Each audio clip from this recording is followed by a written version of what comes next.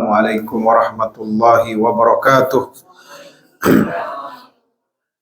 Alhamdulillahi ja'ilun nuri minaz zulam wa mulki wa mukhrijis sabri minal alam wa mukhrijis sabri minal alam wa mulki taubati ala nadab wa nashkuruhu ala al-masaibi kama nashkuruhu ala al-ni'am wa nusalli ala rasulihil akram dhil atammi wan nuril asham wal kitabil muhkam wa kamalin nabiyyin wal khatam sayyidi waladi adam allazi basyara bihi Isa ibn Maryam wa da'a bi bi'satihi Ibrahim alaihi salam hina kana yarfa'u qawa'ida baitillahi al-muharram. Ashhadu an la ilaha illallah wahdahu la syarika lah wa ashhadu anna Muhammadan abduhu wa rasuluh allazi la nabiyya ba'dah. Allahumma fasalli wa sallim wa barik ala nabiyyina Muhammad wa ala alihi wa sahbihi ajma'in. Amma ba'd. Jamaah salat maghrib Masjid At-Tahir rahimakumullah. Segala puji bagi Allah, selawat dan salam kita haturkan kepada baginda Rasulullah sallallahu alaihi wasallam.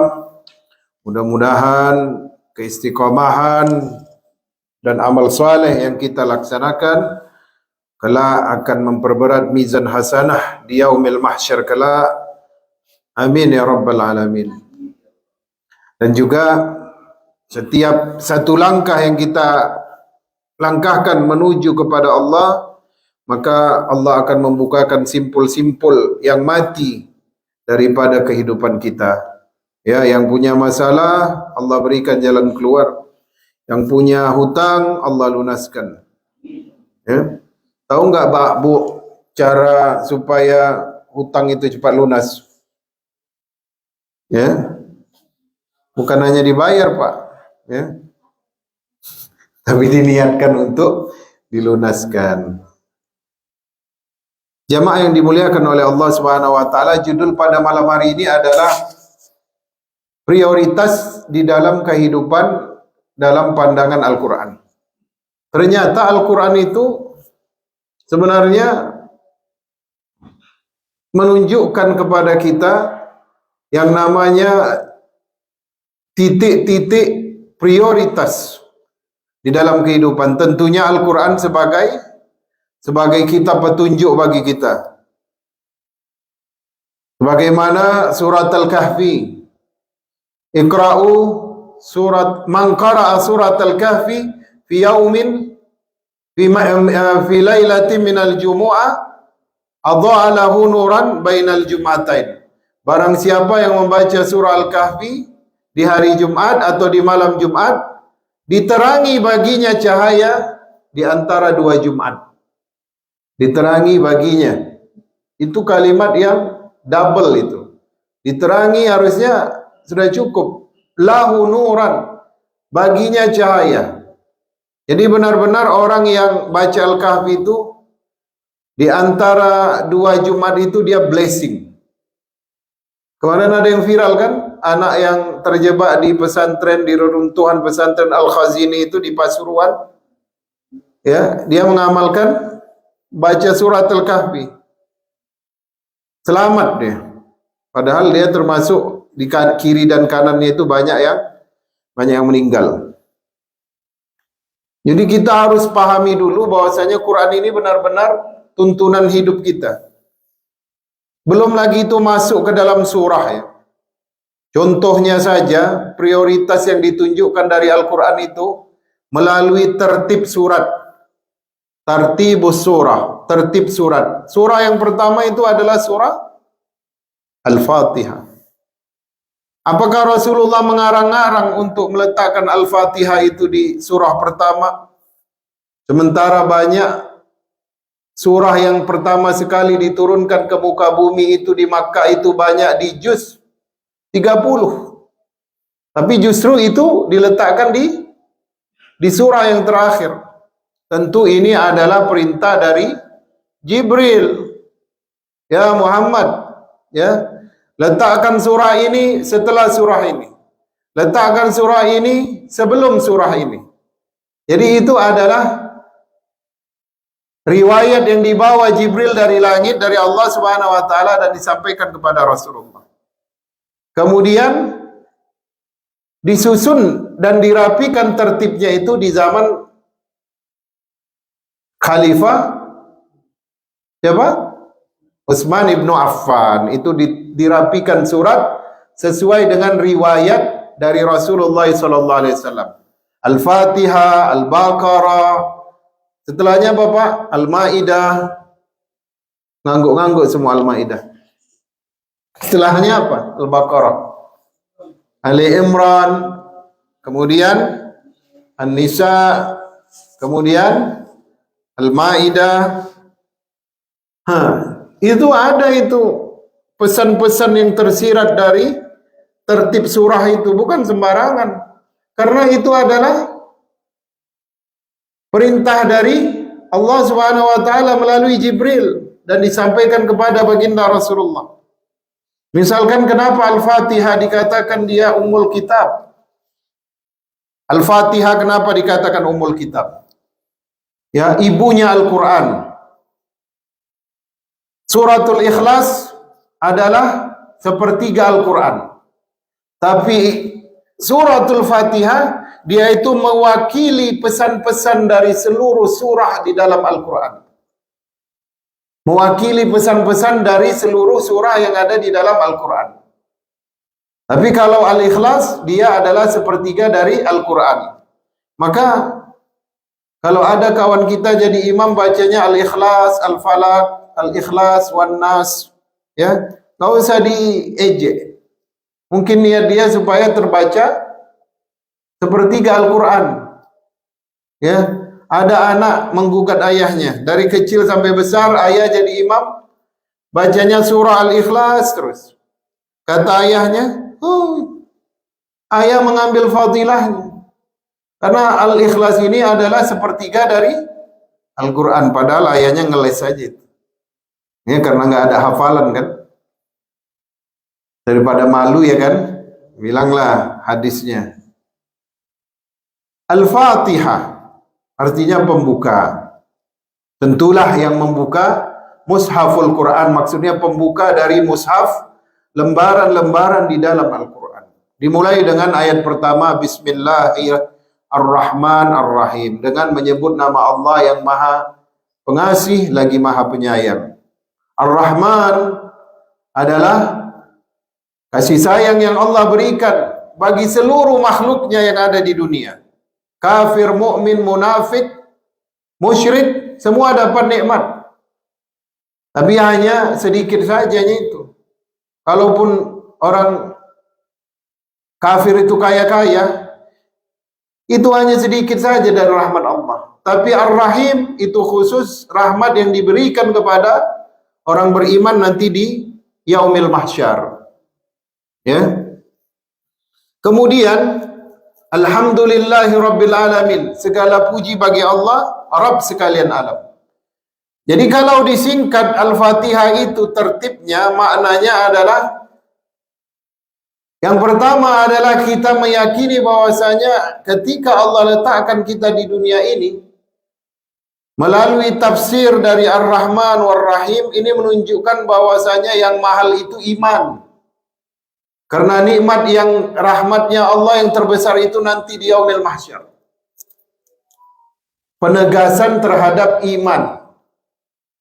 Gak usah nuntut dulu, bersyukur dulu. Segala puji bagi Allah, Tuhan sekalian alam. Diulangi lagi, Ar-Rahmanir-Rahim, Maliki Yaumiddin, Raja di hari pembalasan. Pesannya tauhid. Di dunia ini banyak raja, tetapi kadang raja pun gak bisa beri manfaat sama rakyatnya.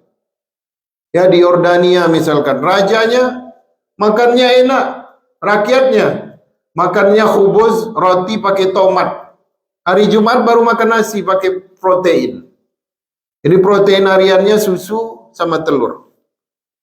Raja nggak sanggup ngelihat 7 juta rakyatnya. Tapi bayangkan ketika Allah nanti memperhatikan seluruh hambanya yang berada di padang mahsyar. Semua segala sesuatu yang dilakukan tidak ada yang luput dari catatan para malaikat. Intinya Al-Fatihah adalah kita diajak untuk memenangkan iman. Hidup itu bersyukur dulu, kemudian ya meyakini bahwasanya hajat kita terhadap rahmatnya Allah itu lebih besar di yaumil mahsyar ketimbang di dunia. Paling tidak di alam barzah. Alam barzah itu kalau kita nggak dapat rahmat, cucuran rahmat Allah, nelongso kita, kata orang Jawa. Merana, beneran. Siapa yang mau nolong kita? Istri kita. Ya, dia udah hitung.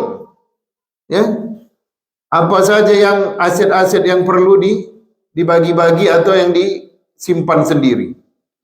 Ya, mungkin dia sudah berhayal juga cari suami yang bisa bawa pergi haji. Kan gitu. Siapa yang bisa nolong? Rahmat Allah. Ingat kita dulu dikurung waktu COVID-19 ya, di Indonesia ya. Orang bosan di rumah. Gimana kalau di dalam kubur? Bisa nggak kita bilang bosan? Intinya di dalam suratul Fatihah itulah kita hendaknya memenangkan iman. Iman yang utama. Akhirat yang diutamakan. Ya. Kemudian masuk, ini prioritas pertama itu iman itu, Bu. Masuk prioritas yang kedua, yaitu apa namanya? Surah Al-Baqarah, jaga tauhid. Yang paling banyak diceritakan di dalam surah Al-Baqarah dan itu menjadi surah terpanjang di dalam Al-Quran adalah kisah Bani Israel. Bani Israel itu udah lengkap dia sifat keburukannya itu. Yang membunuh nabi, yang melawan nabinya, yang berbohong dengan nabinya, ya. Kemudian yang menipu nabinya. Lengkap udah. Membunuh nabi, Nabi Zakaria dan Nabi Yahya. Kemudian melawan dengan nabinya. Itu kemarin dibaca sama Pak Said. Izhaba anta wa rabbuka faqatila inna hahuna qa'idun. Pergilah engkau dan Tuhanmu berperang, kami di sini duduk menunggu. Kemudian menipu nabinya. Ya. Seperti yang dilakukan oleh penduduk Aikah. Mereka buat aliran sungai, aliran dari laut menuju rumah mereka, di bawah rumah mereka, sehingga ikan-ikan pada hari Sabtu itu masuk ke bawah rumah mereka. Mereka gali rendah, jadi ikan itu terjebak. Mereka mau ngelece, atau namanya istilahnya menipu. Paling tamak Bani Israel itu. Contohnya di mana? Qarun. Qarun itu kan sepupu Nabi Musa. Ayah sama ayah bersaudara. Qarun itu minta didoakan kepada Nabi Musa agar diberikan harta. Nabi Musa doakan, kemudian Nabi Musa ajarkan satu ilmu namanya ilmu kimia yang bisa melepaskan zat-zat yang menutupi emas itu. Kalau disiram, emas itu menjadi emas murni. Ya, dan itu dia jual kepada rezim Firaun. Tapi ketika diminta zakatnya, Qarun mengatakan ini harta yang ada ini karena keuletan, kemudian karena kepintaran, karena disiplin dan usahaku. Kalian tidak berhak meminta harta ini dariku. 3 kali nggak mau bayar zakat, disitulah Nabi Musa mendoakannya. Apalagi Bani Israel yang buruk itu dari Bani Israel. Suka membunuh. Sampai sekarang. Kemudian apalagi kejahatannya. Coba kasih contoh satu Bani Israel yang ada di dalam Al-Baqarah.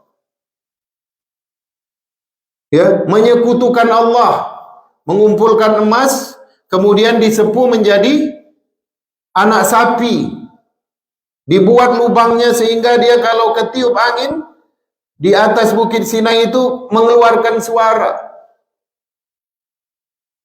menyekutukan Allah. Allah digantikan dengan apa? Dengan patung sapi.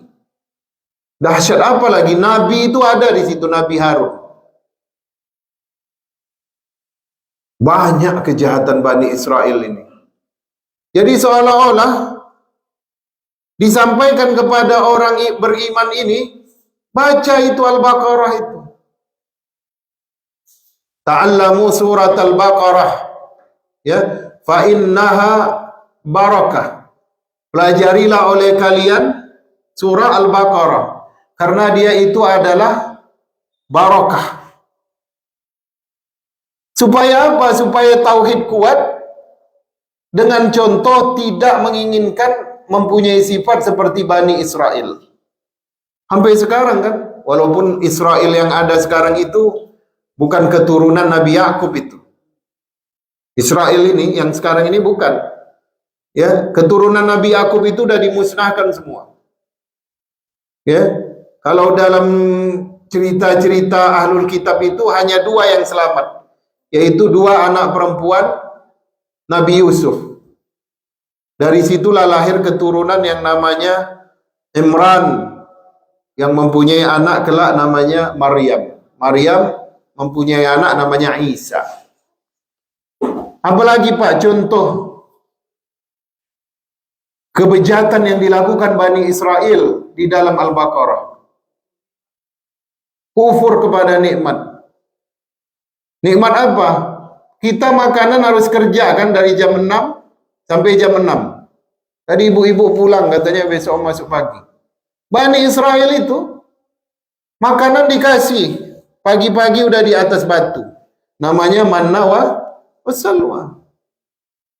Manna itu adalah sejenis roti yang sudah dilapisi madu, nempel kayak jamur di batu-batu di Bukit Sinai itu. Nanti pergi ibu-ibu, bapak-bapak ke Sinai itu. Lihat bagaimana perjuangan Nabi Musa bermunajat menjaga Bani Israel. Kemudian as-salwa itu seperti burung, ya, yang bisa ditangkap dan bisa langsung dimakan, protein. Tapi apa kata mereka? Mereka malah meminta kusa, sum, basal. Kusa itu sejenis apa namanya? Timun. Basal bawang, entah bawang putih, bawang merah, karena dia bosan makanan yang diberikan dari langit tadi. Jadi apa pelajaran dari tertib dari surah Al-Baqarah? Yang kedua, dalam hidup kita ini, kita itu memang harus berhati-hati dengan tauhid ini. Jangan sampai ada sifat-sifat Bani Israel itu kita menangkan dalam hati kita. Terutama dalam mengumpulkan harta. Bani Israel itu dia nggak sabar dengan dunia. Maka ketika Musa pergi, dia langsung kumpulin emas disepuh jadi anak sapi. Supaya apa itu? Karena Tuhannya Musa lama sekali ngasih mengabulkan doa kita. Bisa jadi sapi ini bisa mengabulkan doa kita. Baru diselamatkan Allah Subhanahu wa taala dari Firaun. Firaun ditenggelamkan di depan mata mereka. Kemudian Firaun dinaikkan dari Laut Merah nampak di depan mata mereka. Mereka melewati suatu kaum. Kaum itu menyembah berhala. Apa katanya kepada Musa? Ya Musa, buatkanlah kami patung berhala sebagaimana yang mereka sembah, supaya ada tempat kami meminta. Maksudnya apa? Sepicik dan sebodoh itu baru saja melihat nikmat Allah tadi, mukjizat Musa, sudah jadi kafir. Coba minta dibuatkan berhala. Kira-kira kita ini Pak, turbulens ini, bum bum bum bum di atas pesawat, bergoyang semuanya. Qadarullah itu selamat kita mendarat. Kira-kira kita bersyukur atau jadi sombong? Syukur kan? Tapi Bani Israel beda dia. Baru dia dapat nikmat, udah dia kufur langsung. Musa, buatkanlah kami berhala seperti mereka supaya kami bisa menyembah, meminta. Itu baru dilihat nih. gimana anaknya coba? Gimana cucunya? Beruntung ibu-ibu punya Quran, bisa jaga generasi. Mereka nggak punya apa-apa. Kenapa? Yang di depan matanya aja lihat nikmat Allah bisa kufur, apalagi yang hanya dengar cerita. Bisa jadi mereka bilang, ya itu adalah dongengan-dongengan terdahulu, asatirul awalin katanya. Oh itu cerita-cerita dongeng aja itu. Musa dan Bani Israel selamat dari kejaran Fir'aun. Jadi tertib yang kedua, prioritas dalam kehidupan, jaga tauhid kita. Hati-hati jangan sampai meniru sifat Bani Israel. Kufurnya, musyriknya, tamaknya, membunuhnya. Jangankan membunuh anak-anak di Gaza, nabinya aja dibunuh.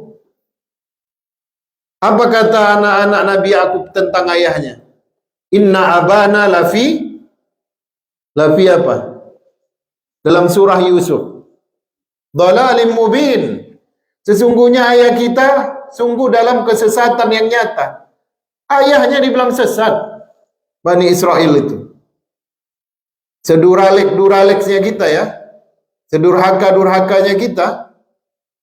Gak ada dibilangnya, wah ayahku ini sesat gitu. Tapi Bani Israel ini anak-anak Nabi Yakub bilang, ini ayah kita ini dalam kesesatan ini karena melebihkan Yusuf dari diri kita. Wa nahnu usbah katanya. Kami ini adalah sisa-sisa katanya. Ini menunjukkan apa? Menunjukkan karakter.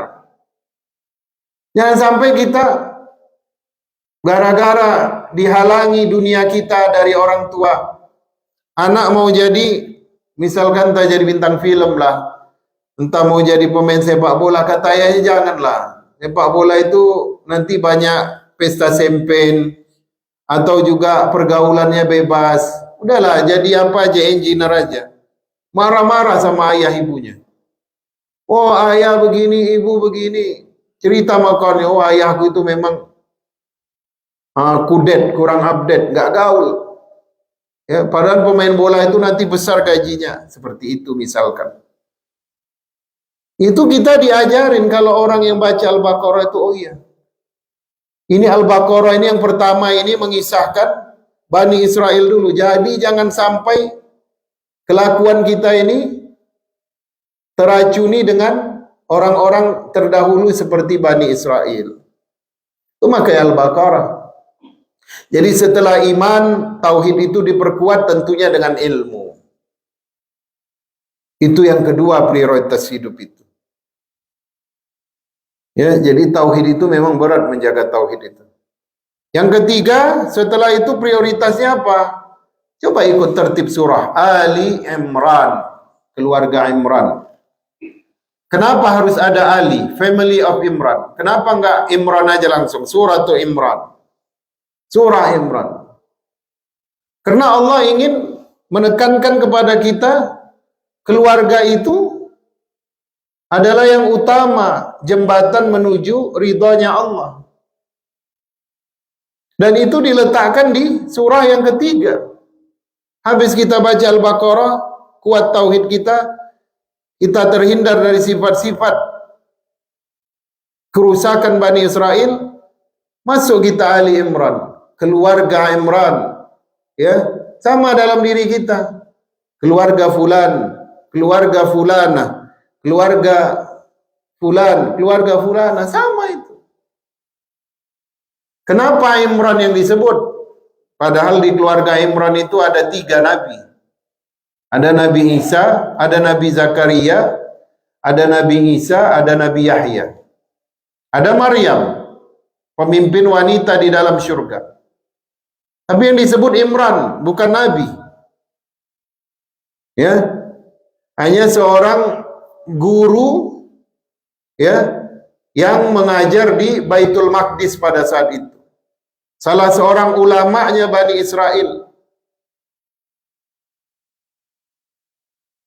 Jadi prioritas yang ketiga kita adalah bagaimana menjaga keluarga kita itu dalam bertauhid sesuai dengan yang ada di Al-Baqarah, iman yang terus naik sesuai dengan yang ada di Al-Fatihah. Keluarga dulu, jangan kemana-mana dulu. Contohnya, Imran ini, ya salah seorang juru kerja di Romawi Timur itu, Bizantium itu, ya istilahnya kutab lah ya, tukang mencatat administrasi di Romawi itu, Bizantium. Dan Imran satu-satunya ulama yang tidak menjilat kepada Bizantium atau Romawi Timur. Sementara penyakit ulama Bani Israel pada saat itu adalah orang yang suka menukar-nukar hukum Taurat sesuai dengan pesanan Romawi. Bahkan mereka suka menerima sogokan. Makanya Imran dia spesial. Satu-satunya ulama Bani Israel di masa itu yang menolak sogokan dan menolak untuk menukar isi Taurat. Itu dalam generasi terakhir itu. Karena kalau Isa dengan Hawariyunnya, para penjaganya itu lain lagi generasinya, itu generasi anak muda. Seolah-olah Allah ingin mengatakan diri kita bersih, harta kita barokah, halal, ya, kemudian terjaga keluarga kita dari penyimpangan tauhid, maka itu sudah mencapai keutamaan di dalam kehidupan. Jadi ketika seseorang ingin mendapatkan ridha Allah, dia nggak bisa jalan sendiri. Harus ada keluarga yang mengatakan kami beriman, kami saleh karena dibimbing oleh Imran kami, karena dibimbing oleh ayah kami. Maka Nabi Ibrahim itu ketika menaikkan pondasi Ka'bah, dia ajak Ismail supaya apa? Ismail, saksikanlah kesalehan ayah. Nanti kalau ada anakmu, ajak dia beramal soleh. Ibu-ibu, bapak-bapak, kalau kerjaan volunteer masjid ini, ajak anak-anaknya. Ya, misalkan untuk youth, mungkin ada panitia sendiri. Tapi kalau yang untuk Ramadan ya, jangan semua ibu-ibu yang urusan konsumsi. Anak-anak gadis itu kasih dia tanggung jawab. Atau paling tidak dia melihat, oh ibu saya adalah orang yang selalu membantu urusan masjid. Ayah saya juga membantu urusan masjid. Kemudian Imran ini spesial karena dia tidak hanya fokus di pekerjaannya sebagai administration, tapi dia juga seorang yang mengajarkan Taurat di Baitul Maqdis. Ulama juga dia, tapi ulama yang lurus. Maka Imran ini spesial. Kalau kita lihat, ada beberapa nama yang disebutkan di dalam Al-Quran itu kira-kira berapa yang bukan Nabi, Bu? Coba. Siapa aja itu Pak Said yang bukan Nabi? Imran, Luqman, siapa lagi? Maryam, siapa lagi? Harun kan Nabi. Harun, yang bukan Nabi. Zulkarnain, Khidir Nabi. Zulkarnain. Siapa lagi? Ada satu lagi. Anak angkat Rasulullah. Siapa namanya? Anak angkat Rasulullah? Zaid bin Haritha di dalam surah Al-Anbiya atau Al-Ahzab? Al-Ahzab. Jadi Imran spesial nih.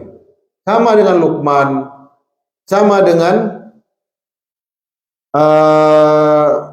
nama-nama yang ada di dalam Al-Quran, baik itu Nabi ataupun bukan, itu semuanya spesial mereka karena ada namanya nilai-nilai parenting dalam kehidupan mereka.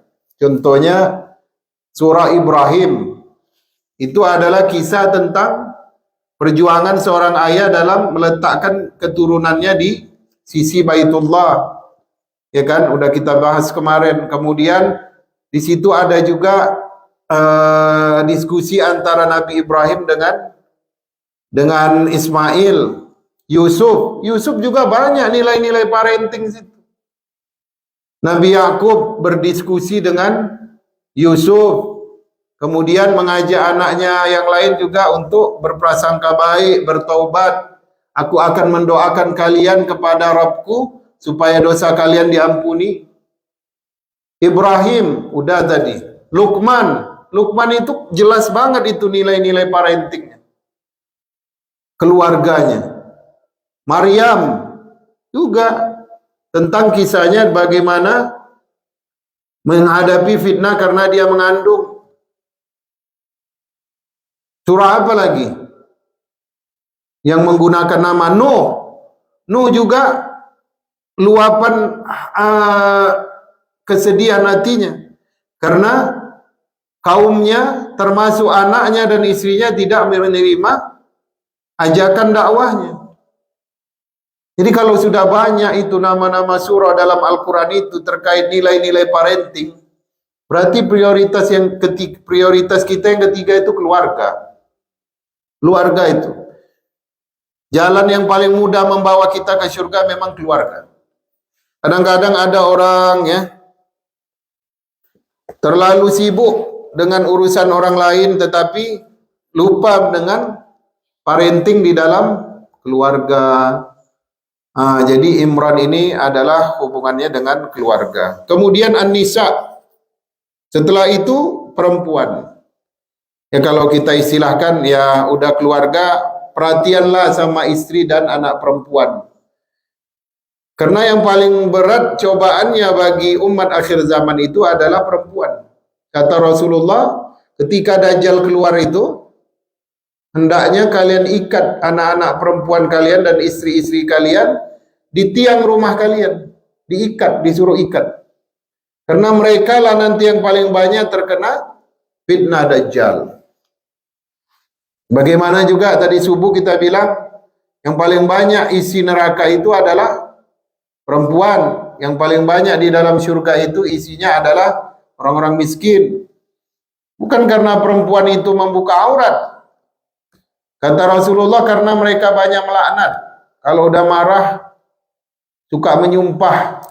Terutama kepada anak-anak. Jadi, ada dasar anak badung, anak nakal. Ya kadang-kadang, ya kelakuanmu mirip betul sama ayahmu gitu. Padahal dia udah cerai kan, kecewa banget dia sama suaminya, ex-nya itu. Jadi dia bilang ini kelakuanmu mirip sekali sama kejahatan bapakmu gitu. Suka nyumpah itu.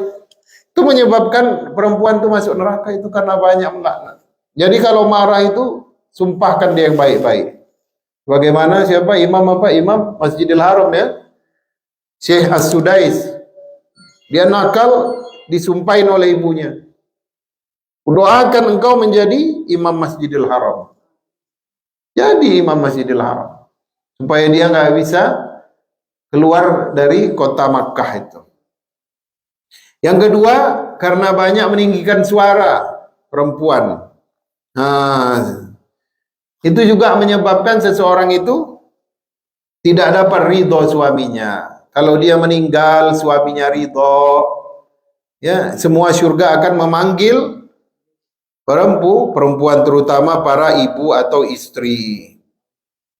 Jadi benar-benar An-Nisa di sini adalah istri dan anak-anak perempuan.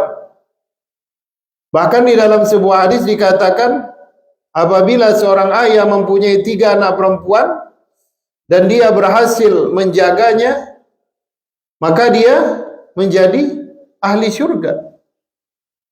Menjadi ahli surga itu dalam sebuah riwayat itu.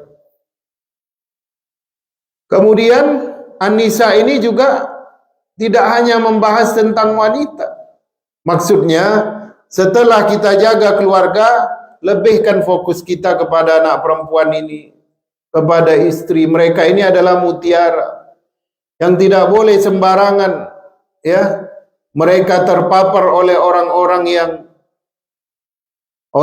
yang tidak, atau orang-orang yang hina lah, orang-orang yang jahat. Kadang-kadang di Indonesia itu ya, di sini nggak ada lah ya kan.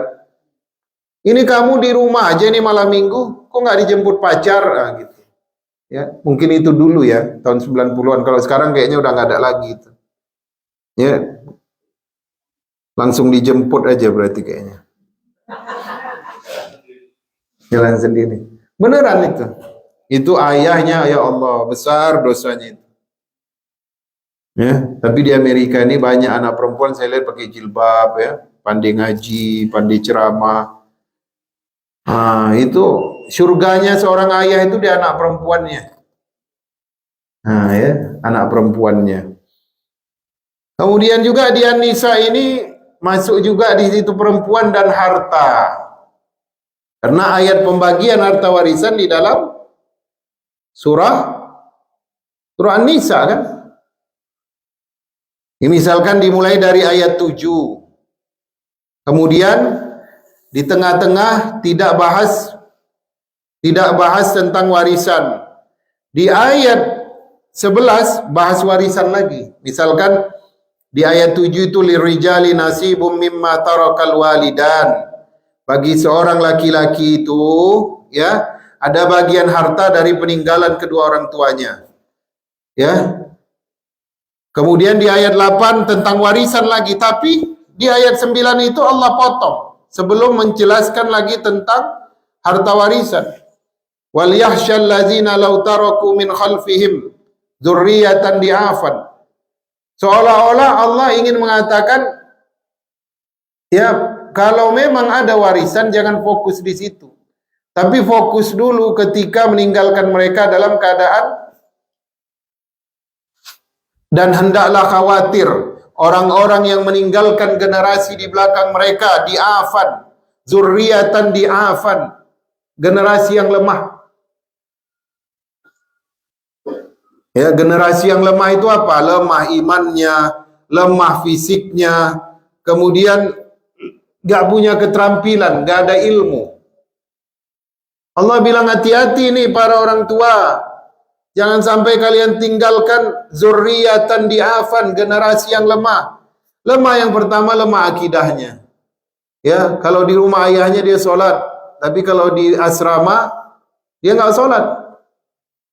Atau kalau dia lagi banyak duit, dia senang. Kalau dia lagi susah, dia minta kepada Allah sujudnya lama. Ya, nangis. Ya kan?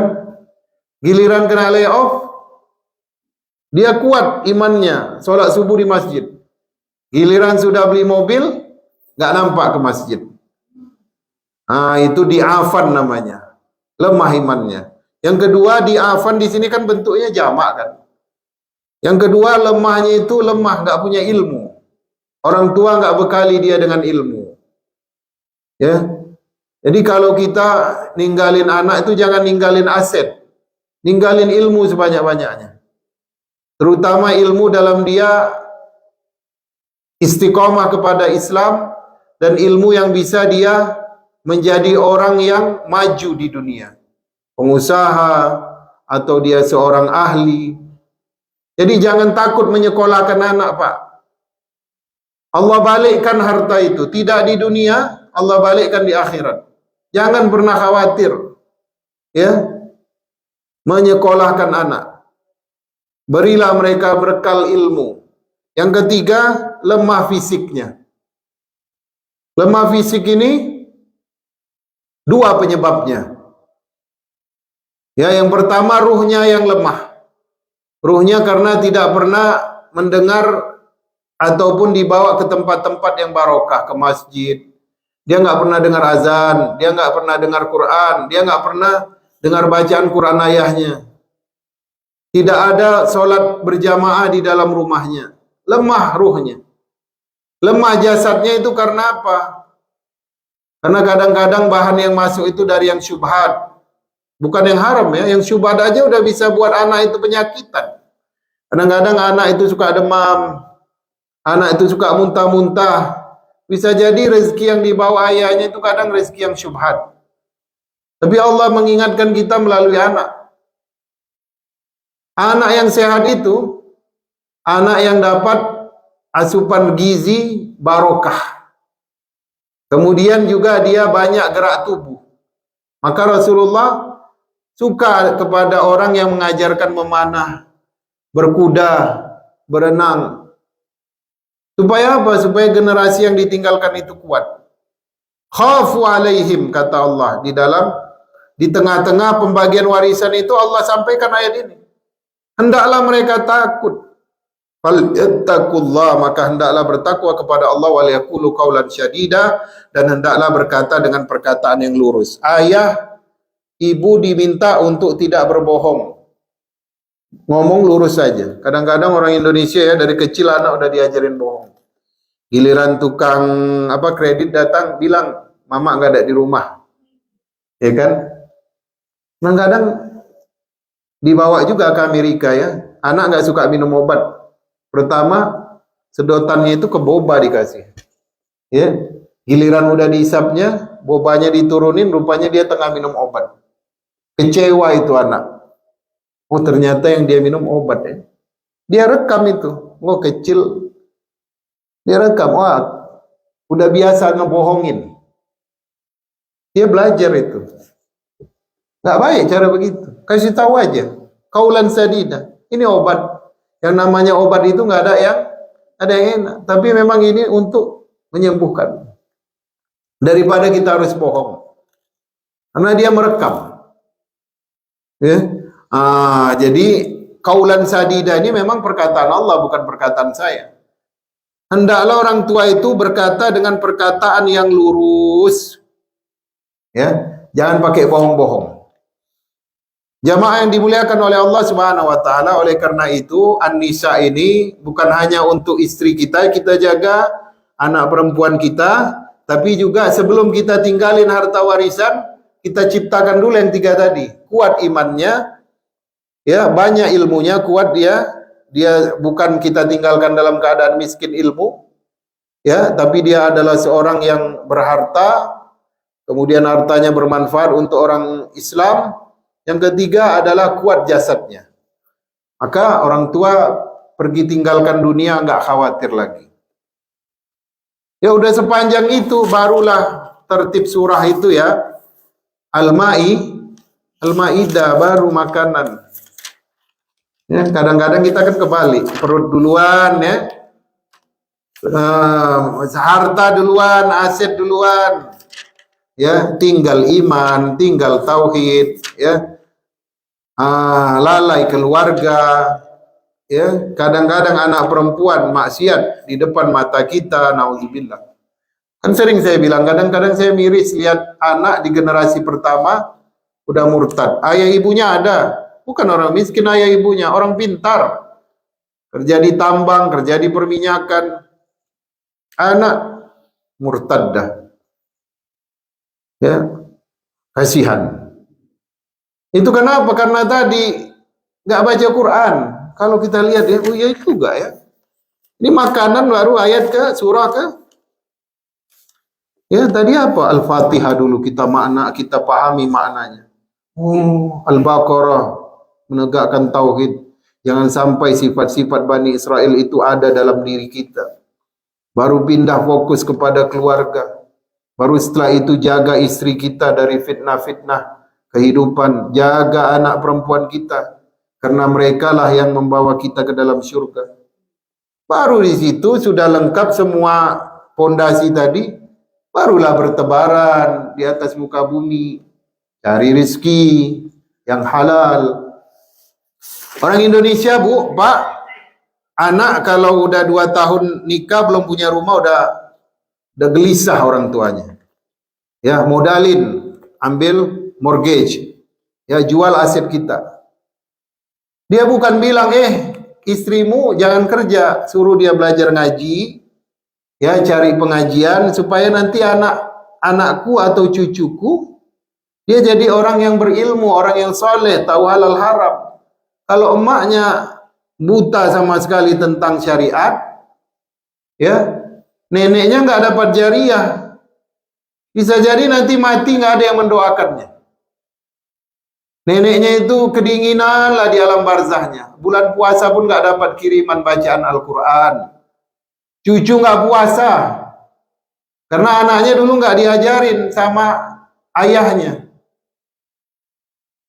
Itu akibat tadi, karena kita ini kadang terlalu sombong ya.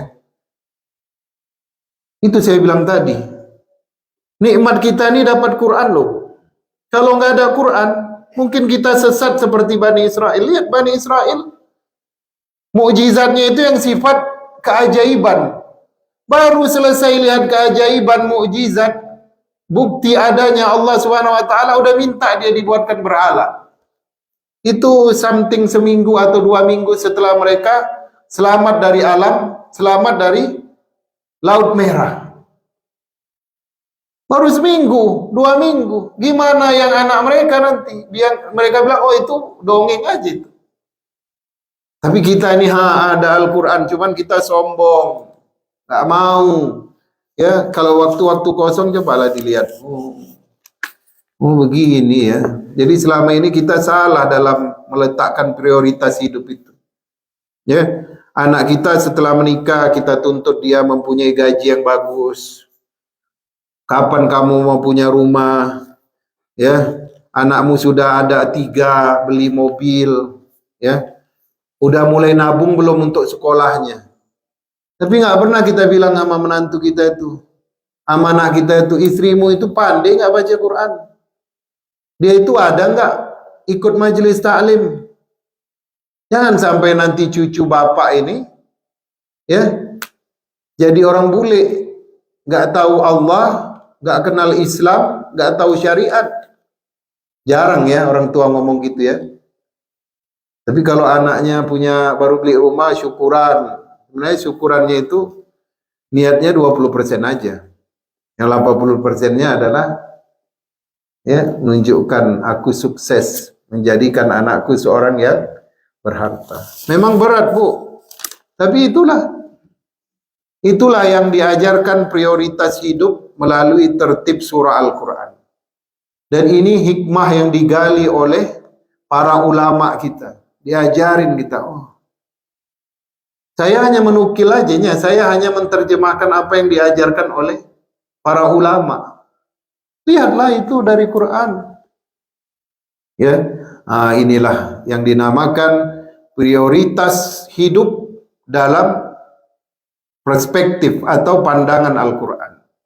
Jadi setelah ini mudah-mudahan kita udah nggak kebolak-balik lagi. Ada orang sibuk cari dolarat ya, jamak dari dolar, nggak sholat subuh berjamaah, ya, hilang dia 1 tahun, tiba-tiba muncul Idul Fitri aja. Kemana selama ini? Ya, ada saya dengar cerita ya, 7 tahun ya, lost ya. Itu kenapa? Karena tadi itu. Ini sekarang kan ayahnya sudah berilmu semua. Ini ajarin sama anak. Nah ini prioritas hidupnya. Ya, iman dulu di Al-Fatihah. Al-Baqarah itu adalah tauhid, mencegahmu dari sifat-sifat keburukan Bani Israel. Kemudian ada Ali Imran, keluarga itulah yang kelak membawamu ke dalam surga. Yang meninggikan derajatmu di hadapan Allah itu adalah keluarga. Ketiga, keluargamu adalah keluarga yang sakinah, mawaddah, warahmah. Maka engkau sama kedudukannya dengan Luqman, sama kedudukanmu dengan Imran. Ya, kemudian setelah itu jaga istrimu. Jangan sampai dia menjadi fitnah dalam kehidupan rumah tangga. Jaga anak perempuanmu, karena syurgamu ditentukan oleh anak perempuanmu. Selamat dia kau nikahkan, selamat dia dari jebakan syahwat, maka syurga sudah dijamin Allah untukmu. Barulah setelah pondasi itu semua kau letakkan dalam rumahmu, mulailah kau mencari rizki Allah. Ya, jangan dibalik. Mudah-mudahan Allah berkahi semua keluarga kita. Ya, kita selalu cinta dan ingin mengetahui dan mendalami hikmah-hikmah dari Al-Quran, dan Allah bukakan semua ilmu-ilmu yang tersimpan dan yang tersirat. Allahumma barik lana fi auladina wa banatina wa zurriyatina wa la tadurruhum, ya, wa waffiqhum ala ta'atika warzuqna birrahum. Allahumma aslih lana dinana allazi hiya ismatu amrina wa aslih lana dunyana allazi fiha ma'ashuna, ya, wa aslih lana dunyana allazi fiha ma'ashuna wa aslih lana akhiratana allazi fiha ma'aduna ya rabbal alamin. Ibu-ibu ada pertanyaan? Kalau nggak ada, bapak-bapak cukup ya, jelas. Barakallahu li wa lakum. Wassalamualaikum warahmatullahi. Mohon maaf atas segala kekurangan kalau ada yang berlebih ya.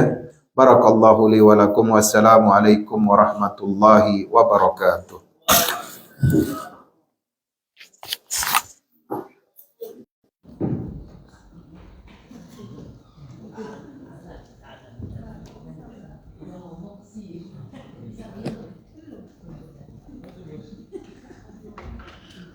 Sholat subuh masih jam 6 iqomahnya. Fajar prayer still 6 o'clock AM in the morning. Jazakumullah khairan.